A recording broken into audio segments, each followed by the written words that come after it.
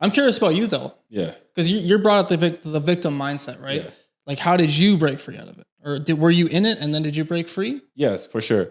So in high school, I was definitely in it completely. And I always blame others or, like the parents and, not having money to do certain things. And I always blame that for where I am or for my start, right? So it's really interesting because when I was younger, I felt like I had this great start. Everything was all perfect, but then boom, divorce happened and this whole thing. So now everything crashes, right? Okay. And that thing crashes. Now you're out here blaming your parents. You're blaming the world. Why me? Why me? Why this? Right. Living in motels, living in shelters, and just it was cold out there. You know what I mean? But once I wanted to become somebody and I decided that, okay, this is where I started, but it's not where I need to end. And the biggest thing that I did was face those feelings, face those situations, right? Interesting, yeah. And attack them head on and not feel sorry for myself. Yeah. And I think like a lot of people feel sorry for themselves, always give themselves excuses. Yeah. Like how do you feel about that? Was there a point where you always give yourself excuses, or for you growing up, it was just always like, no, I got to do better? Like, for me, it's a little bit different. I had to reach high standards because I had my mom and my dad. They just super high standards, man, like for everything. So I had to perform. So they told me not to be a victim from a young age. Okay. So I wouldn't say I was in the victim mindset so much, but were there a moment where you felt sorry for yourself? Oh, sorry for myself.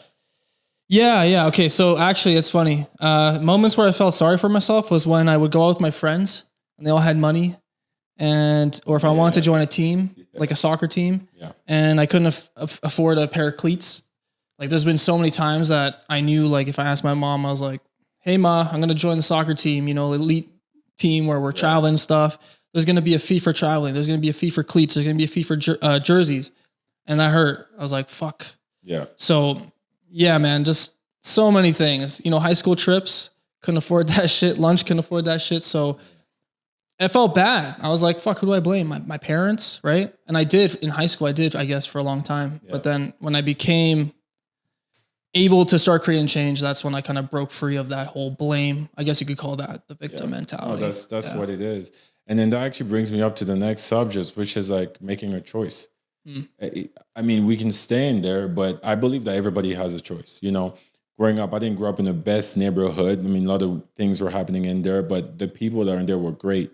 And we had great times playing basketball and doing all these things. But at the end of the day, you hit a crossroad where you have to make a choice of the person you want to be and the path that you want to go for, right? And obviously, a lot of people took a path where whether the money was coming in fast and all these things. And that's where that comparison came in. We're like, damn, I'm not doing that. Like how are they getting it and I'm not getting it?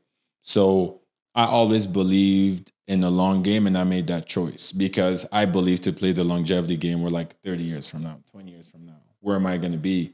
And that kind of set the standards to how I want to move. And that's why I believe in the power of choice. No matter what happens to you in life, right? Everybody has bad days, but you got to make the right choice that's going to bring you to the outcome that you want. So I want to know, like, from your perspective and for the audience as well, what was that turning point for you? Being broke. No money, man. Being poor. Yeah. My whole fucking life. That's what. Yeah. Yeah. And like I said, I had to perform. Like, even when I was broke, there was still no excuse, Yeah. Like, my parents want good grades. I was a fuck up in school. But everything else in life, like soccer, I was a karate athlete. I was really good, bro. I was like, nice. Shit. Yeah. Okay.